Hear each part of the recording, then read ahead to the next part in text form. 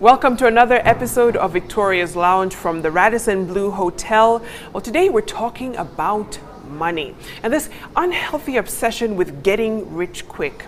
A big house, a fancy car, disposable cash has led many into a very unsustainable lifestyle. So how do you get rich the right way? And what should you look out for while on your journey to wealth? Well, that and much more up for discussion on the show tonight. Let's meet the guests. Steve Biko Wafula is a legal professional with keen interests in finance and entrepreneurship, with over 8 years' experience in training, mentoring, building capacity, and engaging in entrepreneurial activities with the youth across the nation. Kelly Gatwiri has over a decade of entrepreneurship experience working extensively with small and medium enterprises in the areas of finance, operations, and strategy. She is passionate about personal finance and blogs as a labor of love on rookie-manager.com and is also known by her Twitter moniker @RookieKE. Rena Hicks is a corporate finance analyst and operations director at Faida Investment Bank. She's a finance coach working with individuals, groups, and corporates, and author of the book Money Wise: Create, Grow, and Preserve Wealth. Julian Njoroge is a businesswoman who was a victim of unclear investment terms in a business scheme that cost her hundreds of thousands of shillings. She shares her story and hopefully spares those watching tonight the same plight. Waithaka Gatumia is the general manager at Centonomy Limited and has been producing content for personal financial management since 2009. He loves helping people find purpose and a plan for financial freedom. #Victoria's Lounge is how you can chime into the conversation on social media. As usual, we're talking about money today. Let me start with you, Steve. Pyramid schemes. We've heard this term severally. Some people have been victims. We have Julian here who's going to take us through her experience. But what is wrong about it? What is illegal about it? What is illegal about pyramid schemes? And that usually is the question. Are they wrong? Morally, they're wrong. Because they're the behest of greed. Greed is what drives people to come up with ideas or schemes that they can be able to con people money without really having a tangible business idea that can be able to generate. The issue is pyramid schemes don't have an idea that is concrete that can be able to generate revenue on its own. Okay. So it's being able to play with people's greed and taking an opportunity on someone's ignorance. Legally, they are wrong because it's obtaining by false pretense from someone, but the challenge is mostly in terms of being able to enforce the law around it. The agencies are not well equipped to be able to navigate through the realm of legal complications around it. And there are a lot of them because, I mean, Kenyans are greedy. I want a lot of money today without really working hard for it. So I'll look at an opportunity and I will see Quell. I mean, the Birds Quell was a very good example of widespread scheme of pyramid scheme. Desi, a while back, where most Kenyans committed suicide because of it. Simple Homes that happened recently, where the digital platforms were used. These are some of the schemes. The issue is basically being able to hunt, take advantage of someone's greed and ignorance when it comes to investment opportunities. Okay, so a lot of times a red flag could be that there's no real product or maybe inventory that's being pushed. The challenge with Kenyans is, one, we don't pay professionals to get professional advice. So when a friend of mine tells me about an idea in a bar, I should call a professional tomorrow and find out, do investigation around it. Right. Is it real? What are the legal challenges around it? Is it enforceable? What are the issues about it? Is there anyone else doing it? Yeah. But most of us, we get ideas in the bar from friends and we send money tomorrow and then we come complaining we've been conned. And Julian, you unfortunately fell victim to a pyramid scheme. Just walk us through your experience. Okay, what happened is that we have a sister of ours who is in Marindi, and some of her colleagues came up with a business venture And when she heard about it, she called us and she told us that this is a good business platform, we can invest money there. And we didn't even think of consulting, we didn't think of researching. It was someone you trusted. Yeah. Our sister is my sister. Yeah. And now that's the time we started kind of, we sent money without even having the agreement and all that. Because we are trusting our sister, and our sister is trusting the director of the company. Right. That is how we got into that business. Wow. And how much did you invest? I invested about 330. Okay, we also called other people who invested millions of shillings. It's a lot of money. People invested in millions, in hundreds of thousands, in tens. It was a lot of money.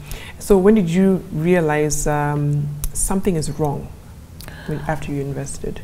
When we sent the money, myself, I sent about 100,000. My son sent about 200,000. My other son sent about 30,000. I told them, let's test the waters before we see the agreements. Right. So what happened is that I started asking questions after about 6 months, because I was asking the director, where are the agreements and all that. I became a bit hesitant, because I was like, how can we just give money and this guy is not giving us the agreements? Right. So I had a red flag. Right. So I started asking questions, and the director could tell me, oh, I'm going to send. He was like, he's busy, he's into business and all that. Yeah. So, but I kept on pushing. I kept on pushing and pushing. Meanwhile, other members who had already joined were just topping up. 1 million, 2 million, 3 million. But for me, I told my boys, I told my sons, please, let's not move, let's not make a further step until we get the agreement. It went like that for a year, and now everybody was like, what is happening? Right. So what happened is, we came up with a forum, like, we created a WhatsApp group, and we started now talking through the group. And I started kind of telling people, I think there's something very wrong. There are those who were like, what? Yeah, I think this guy I think there's something fishy about it. Wow. That's the time this guy deleted me from the forum. Immediately I started asking hard questions. Wow. Yes. And you haven't been able to find him up until this point to recover your funds? What I've been doing myself, I've talked to some lawyers. I've gone to his employer. I've gone to CRB myself. But up to now, I've not gotten any assistance. They are still trying to push. And when I went to the employer summoned him. He's a teacher. I went to TSC, Integrity Center, and I talked to them. And he was called to the office, and we started talking.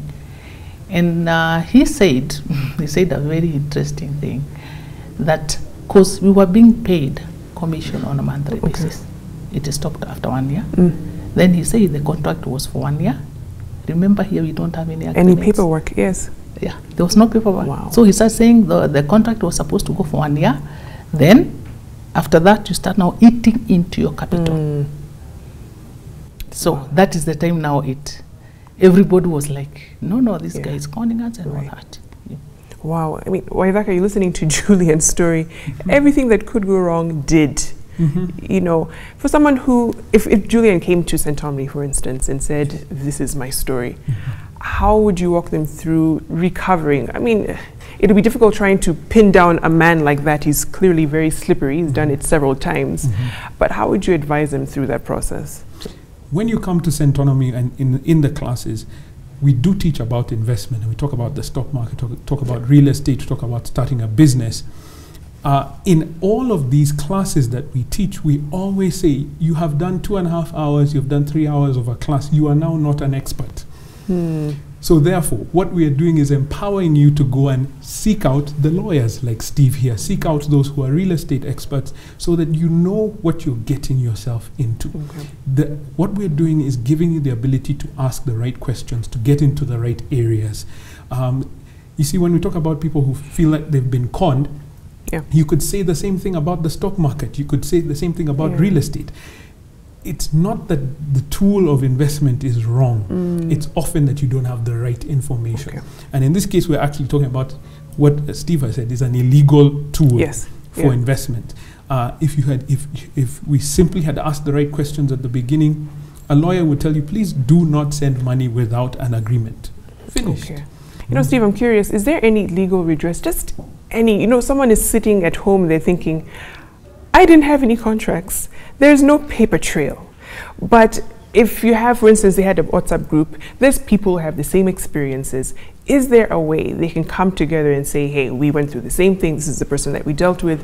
Is there anything they can do in that situation? Well, normally in the absence of a written contract, certain issues can actually be manifested to actually act as a contract. Okay. So for example, if she can be able to adduce evidence that she was able to send money for 1 year, okay, or for that duration period of time, and show that this other person received the money, then that can actually show that in the absence of the contract, actually something did happen, and the courts can be willing to listen to this. But her case is a bit interesting. One, what were the businesses that this particular group was actually, you know, talking about? What were they investing in? Were they tangible? I mean, where were the offices for this particular business? Then two, she talks about having received commission every month. So if I'm looking at having invested maybe 400,000, right, vis-a-vis how much they get per month for 12 months, you get. So you're able to tell a red flag, because maybe the money I received back was the equal amount I did invest in this. So what it did is that once her money was exhausted, they went to another victim to be able to send the money to someone else. So for me, going forward, it's a hard lesson. It's a very painful, hard lesson. But one, if someone tells you there's an investment somewhere, then look at it in terms of where's the registered business for it. Two, what law can govern that particular investment? Then you're able to understand around it. Then three, get a professional to do research on it. I mean, even if you're investing in a border business, let research be done. Understand how the business works, because that's the biggest challenge. We never really understand the module of this, and this is why multi-level marketing schemes and the like take advantage of our ignorance. And honestly, I know the world over people are greedy, but I think Kenyans, we're a bit greedy. Our degree of greediness it's a bit too much, because I'm waiting to see if someone can be able to tabulate the number of pyramid schemes we've had in the last 10 years, starting from Desi. Across the country and coming up to now, you'll actually be shocked at how things are bad and how many Kenyans are really suffering. But you see, at the end of the day, law doesn't really look at your morality or your feelings when it comes to investing. It looks at the contractual obligation between two people. It will not look at your feelings, oh, I've been conned, oh, I'm suffering. No, it will look at what were the terms and agreement of you people signing to come into the agreement. Indeed, the painful truth. Yeah, and Julie, let me bring you, what did you actually invest in? Okay, what happened is that the Nairobi group, the directors came to Nairobi, we had a meeting, and the constitution, because there was a constitution of what we are going to do. Yes. We were to go into agribusiness, growing pineapples in Lamu in large scale, and then we were to go into borehole drilling, we were to go into garbage collection at Marindi Municipal, and we were also to go into construction. But what we went by first, we were like, can't we have first the agribusiness? Let's go for agribusiness. Let's not just have so the whole... So there's a huge array of things, another, so you couldn't pinpoint one particular... So we agreed on the agribusiness and garbage collection. Up to this moment, the truck is still collecting garbage in Marindi. Wow. But you see now, the challenge to that, she's mentioned something else. There was a constitution. So you see, the constitution will define my rights as an investor in this particular business. That alone, vis-a-vis what the current law says, vis-a-vis the private constitution for the business, is what can be able to create a way for them to actually find a redress. You see, if I'm coming to, you see, like if the business is still ongoing, then it means they still have a right to be able to petition. But you see now, under what aspect? Because now, how did you invest? What I mean, shares have we've got preferential shares, ordinary shares. Did you have a voting right? Didn't you have no voting right? So these are the issues Yeah. that all these people who are complaining need to actually look at and be able to find a redress. And now this where the police might not really be helpful because now it's a civil matter. It goes to court. The court interprets the constitution vis-a-vis the laws governing that particular business. And for me, they might not have a redress because if it's a still ongoing concern, and the investment was, as according to the directors, 1 year. We're putting 400. So how much did you get back? In returns, I mean, let's look at the average standard of investing. If I put $500,000 in the government securities, what is my return per year? 11%. So what's 11% of $500,000? So you see, this, if you're looking at the average, I'm thinking these guys are very smart enough to understand the average optimum return on any investment. But for me, the issue is a bit interesting. I mean, I'd like to have a copy of the constitution they had. Yeah, to see our legal mind here, he could probably get something out of it, We sent the money before. We had a meeting. Okay. So when the constitution came, we were to agree on the constitution and the agreements, individual agreements. So we had a meeting in Nairobi and we agreed. And in that agreement, we agreed this is what we want. So when the director went back to Mombasa, that is the end of it. Up to now, I don't have a constitution. I have only just a draft of the agreement. Which does not hold water. Which is not executed. So when it comes to that, you are like, he doesn't want to give you the constitution you agreed upon. He doesn't want to give you the agreement. Wow. What these guys did is basically lie to you about how you're going to get your investments bank, use your money to start up the business, and then throw you out as a shareholder. Wow. So if you can, it's not the problem. There is no constitution, there's no document to detail what rights you had as an investor or as a shareholder. Wow. Yes. So I'll just wrap up with you, Julian. In all of this, and I'm sure you've learned a lot from what Steve had said, what have you learned? What are some things that you've actually picked out from your experience? I've learned that trust, you can't trust anybody. Even blood. You can't trust anybody. Because even our wife, you can see now in marriage, here it's a love affair between a husband and wife. They have a document because you don't know what will happen after that. So I believe before you go into investments, before you do anything, first and foremost, research, consult widely, and believe your gut. Absolutely. Yeah, trust your gut because that will tell you something. All right, on that note, let's take a short break. The money conversation continues right here on Victoria's Lounge. Stay tuned. All right, welcome back. You're watching Victoria's Lounge. Now, high cost of living has been more than just a hashtag on Twitter. It's a reality for a lot of Kenyans. We just saw the recent intervention by the government to reduce the price of unga. But what is it like for the regular Kenyans? We talked to a few, and here's what they had to say. The cost of living is really, really getting out of hand. It has really actually skyrocketed. For example, sometimes when I go to a supermarket and I spend 10,000, I used to get value for money. I used to come out with a lot of bags in my hand. But now you get less. Maybe I used to get 5 bags full, now I get about 3. So now, before you go into a supermarket, you'll have to think twice about the budget and the value of the prices of goods before actually spending. Kama mimi mwenyewe napata 350 per day, nasikitika hata mkate haikuliwi, sasa wacha maziwa. Sisi wengine ni wafanyi biashara. Kieni unapata hata vitu imeongezeka, ukiuliza unaambiwa wewe si unaona vile mambo iko. I hardly have lunch because I can't have a 3 meal in a day with the current price rise of unga, sugar, milk, and those are the basic for a common mwananchi. I'm just buying necessities only, simply necessities. I can't live on anything else apart from what is necessary. So I have only to take tea in the morning, lunch and supper, and that's all. Things like fruits, now those are luxuries. For us, we're trying to see how we can cut costs, especially in our day-to-day activities, hence to be able to buy the unga which we need. That's the most thing which we are being affected for the cost of living. Mambo ya uchumi ile vile iko niko msito kidogo. Maisha ni msito. tunang'ang'ana na maisha mzito sana. Kwa sababu kazi ni mbaya, hakuna kazi. Hakuna pesa ipatikani.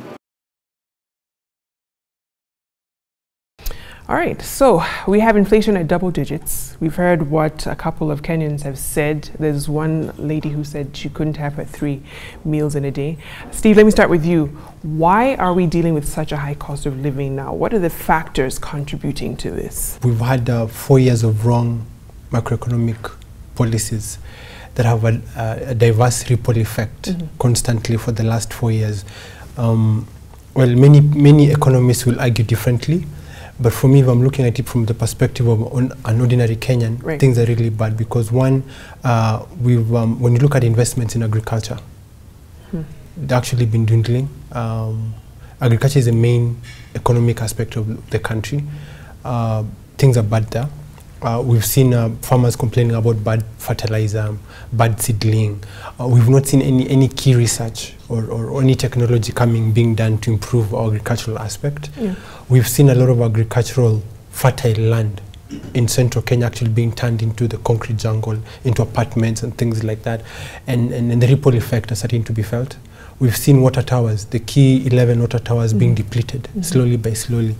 Actually, I had a politician saying that rain comes from God and not from trees. That statement really haunts me to date. So depletion of water towers means little rain, means farmers can be able to raise the number of food security you want. But the most unfortunate thing is production of 1 bag of maize in Kenya is more expensive than in Uganda. In Kenya, you need 1,670 shillings to farm 1 bag of 90 kg. Sorry, in Uganda, it's 670. Wow. So you can be able to see the difference.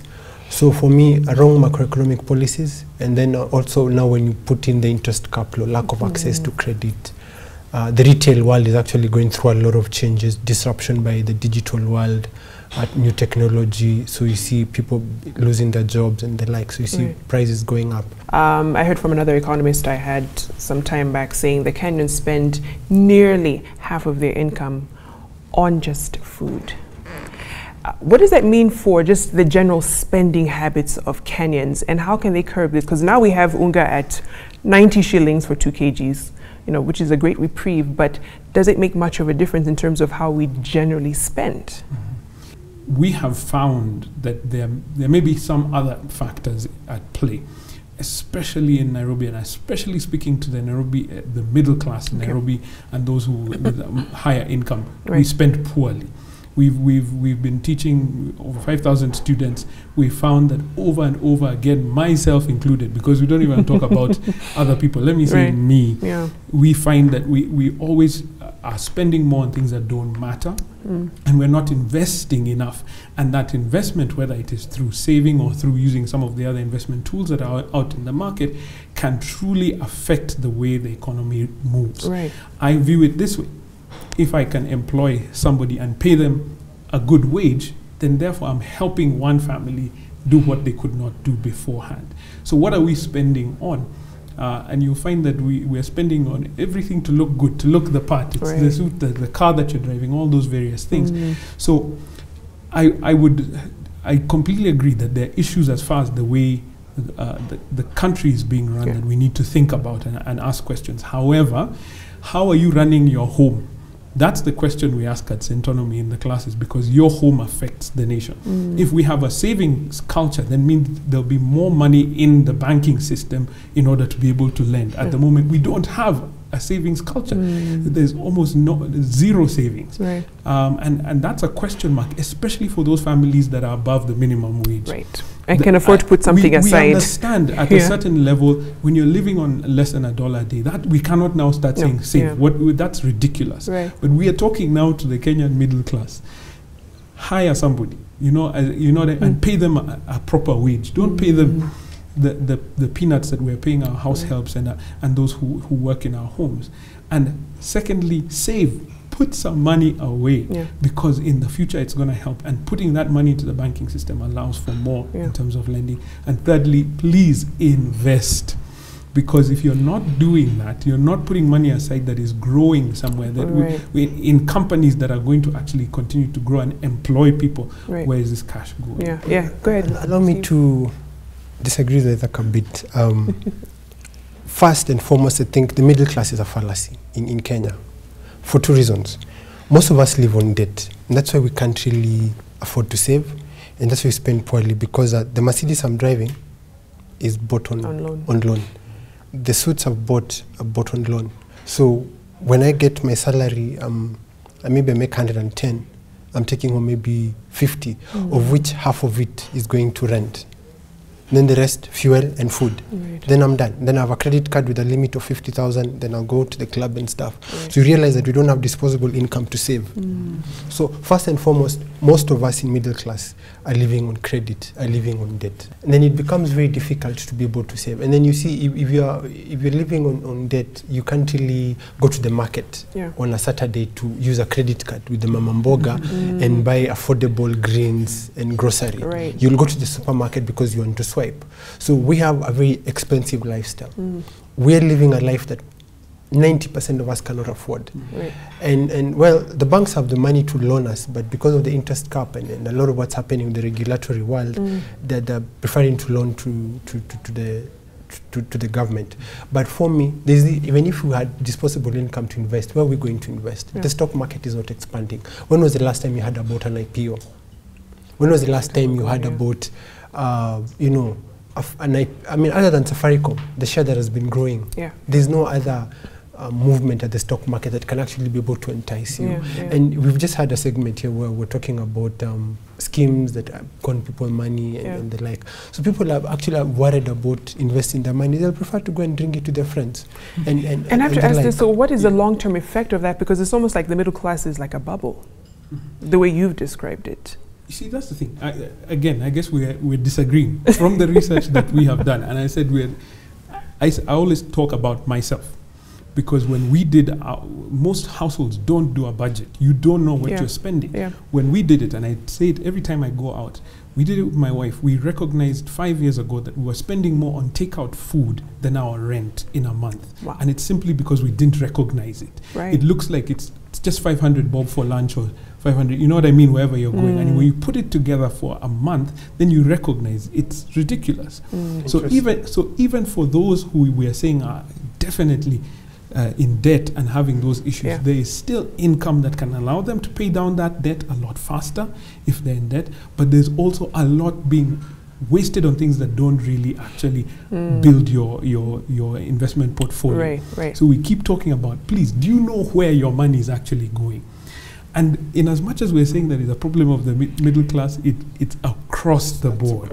No, yes, absolutely. So we as Centonomy are busy teaching you, where is your cash going? So even in debt you can save. Yes. If Kenyans were able to understand the value of saving, not just to them alone and their families, but to the economy at large, it will change the entire mindset. Because people need to realize that if we save a lot, then we're able to stabilize the economy in a way that we'll have capital to be able to invest. We have decided for some reason that we do not have the ability to do some of these things. We have it, we have the time, we have the energy, we have the education. I mean, listening, I sit across from a lawyer like Stevie and I feel significantly inferior in terms of my education background. However, I do understand that wealth creation has nothing to do with education. It has if you have an understanding of how money works, if you have an understanding of how to create wealth in terms of buy low, sell high, that's a business, that's what it is. Create value wherever you're going. You can create wealth. And so I'm not going to accept that as the bottom line. Kenyans, we can do better. And that's what we're in the business for. All right. On that note, I think that's where we can actually agree. Finally, we can come to some consensus. Culture change and mind shift change, we can actually do. It's actually very important. Okay, wonderful. Thank you so much, gentlemen. Let's take a short break here in Victoria's Lounge. When we come back, we'll be talking about business, the real backstory of running a business. We'll be right back. All right, welcome back. You're watching Victoria's Lounge. Now, in this part of the show, we're talking about side hustles or businesses. I'm joined by Rina and Gatwiri. Thanks, ladies, for coming in. There's a lot to talk about when it comes to this subject of side hustles. I'll start with you, Gatwiri, because you were quite vocal on social media and really trying to debunk a lot of the myths when it comes to starting your own business, running your own business, and ensuring that it is successful. So let's begin really from someone who is employed and they are running a side hustle, if you will. When is it time to leave or to actually go on to, building a business on the side? Okay, so it depends with why they're running the side hustle. I like to say that there are two types of side hustles. Okay. There's the side hustle that is there to supplement your income. You're not trying to build a big business, you're not trying to change the world, you're not trying to go Africa-wide, you're just trying to make ends meet. In that case, you find, you want to remain employed. But then if you're trying to build a business, conventional wisdom is that a well-founded business needs the founder right from the start. You need to be there because that's when you're setting up the systems, that's when you're forming the culture of the company, and unfortunately another person cannot do that for you. An employee cannot do that. Right. So you want to leave as early as possible. You want to plan. If you're planning to start a business, you want to plan way ahead, keep some money aside and actually go and do it. Yeah. But if it's something you're doing on the side without too much seriousness, then you just keep going. Yeah, and Rina, there's this notion that sometimes the side hustle or a business will be the answer to the bondage of employment. You have a lot of people thinking that way. And it's not necessarily wrong, but it gives an unhealthy view of employment. So how should someone view it? Yeah. So first of all, employment is not bondage. It's a stepping stone to greater things. Yeah. I always say that the money that you receive from your employer is actually seed. It is seed to be able to go and do other things, whether that's to invest the money or to start a business. And there are things that you learn when you're in employment that you cannot actually learn outside there. You will take so much longer, make huge mistakes, but use the opportunity while you're at work to learn how to set up systems. What happens when you can't pay employees? How do you manage suppliers? How do you make sure that debts are paid on time, and what happens if you don't do that? There's things that you make mistakes while you're in employment with your employer and learn from them. But if you say, bondage, and your mind is that way, and I can't wait to get out, then you lose the opportunity to learn from that experience. And Gatwiri, you actually talked about the facade of success that business owners tend to kind of put out there. They don't really show what it's like, the failures, how tough it is, the sacrifices that you have to make. But just talk more about that, just what we kind of see from business owners when it comes to, I'm doing good, I'm driving a Mercedes, I'm living in this neighborhood, I'm taking my kids to this school. So I'll use an example to talk about that, Victoria, the farming craze, everyone going into farming. And this has been because over time we've seen stories of people saying, I did this and I got one greenhouse or an acre of watermelon and I made millions. Look, I have millions. Right. And many people go into farming with that view that all you need is 3 months, watermelon, you harvest and you make money. And this is because there's shame in saying I am failing, especially when you leave employment to go into entrepreneurship. I've done it. People keep asking hard questions. Are you making money? Are you making profits? And I'm like, that's my personal business. But so there's that pressure to say I am doing okay. And unfortunately, that paints the wrong picture of business. Because from history, I haven't heard of an entrepreneur who succeeded the first year or the second year. It takes time to make the money.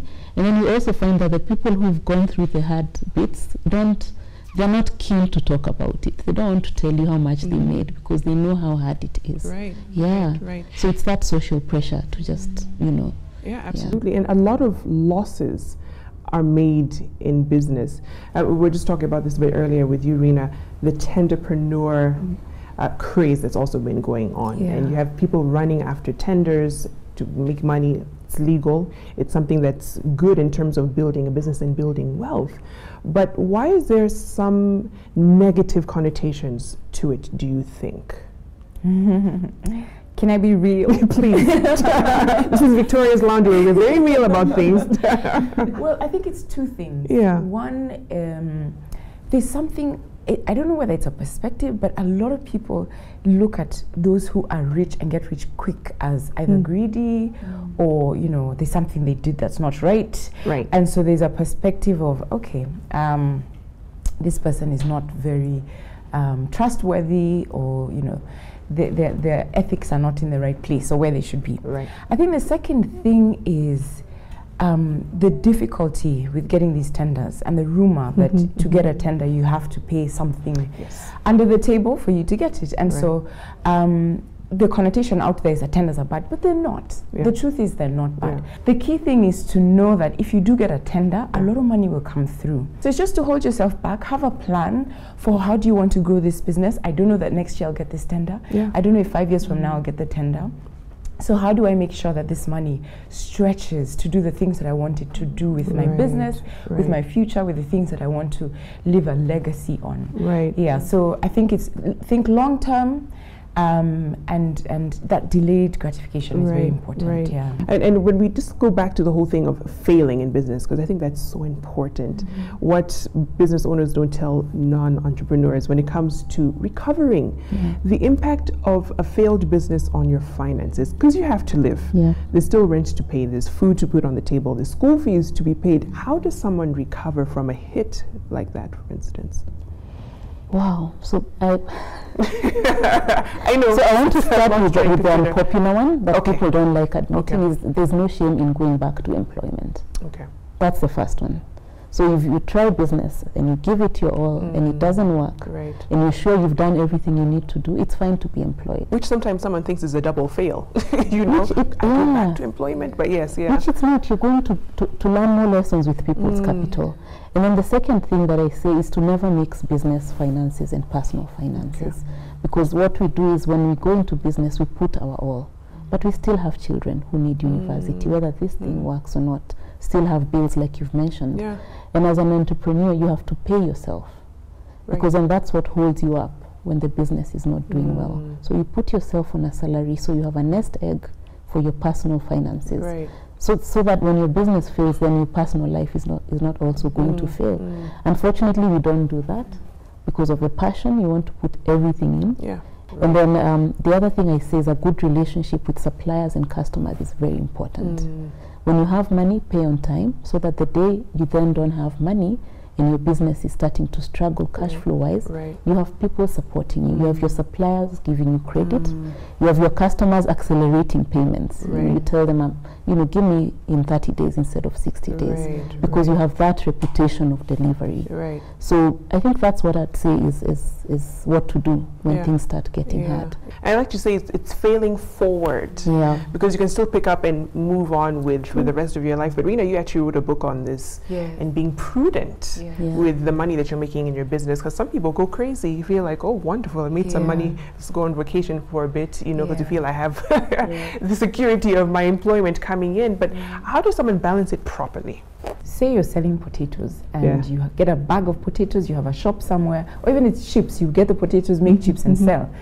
The sale that you make over the counter, people put it in the pocket, they've gone out and they've paid for fuel and they've done this, and this is revenue. It's just revenue. So just that understanding that is not my money. And what Gaturi said is so important, that you are an expense to the business as well. And so understanding that's just revenue. You have to pay rent, you have to pay the business licenses, there's other expenses the business will have to incur, and then which includes the staff, and then you can have bonus yourself from the profits that you make. And we don't think about the impact it will have on taxes too. This is true.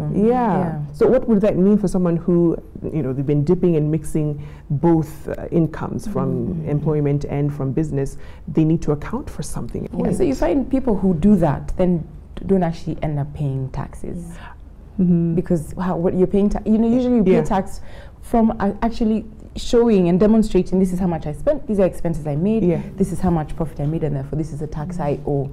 So if you find that mixture, then it means there's disorganization there already. Even the taxes, personal taxes is not made. Wow. This is all the time we have. I can't believe we're out of time. Thank you so much, Rena and Gaturi. Wonderful insights and very helpful insights I know my viewers will really benefit from. And when it comes to your money, ensure that it is serious business to you, pun very much intended. Thanks for watching. I'm Victoria Rubadiri. Thank you to the Radisson Blu Hotel for hosting us. Keep the conversation going on social media using hashtag Victoria's Lounge. Have a wonderful evening, and let's do this again next week.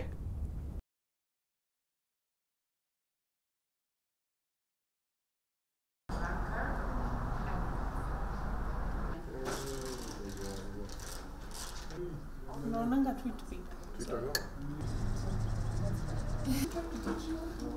I know, and I don't have a bed. In our classes, everyone asks your mindset. First of all, just... I may have picked up. Well,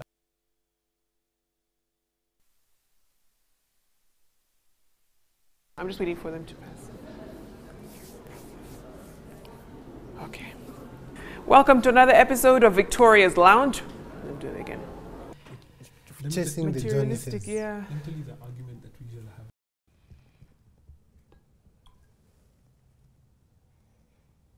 It's true.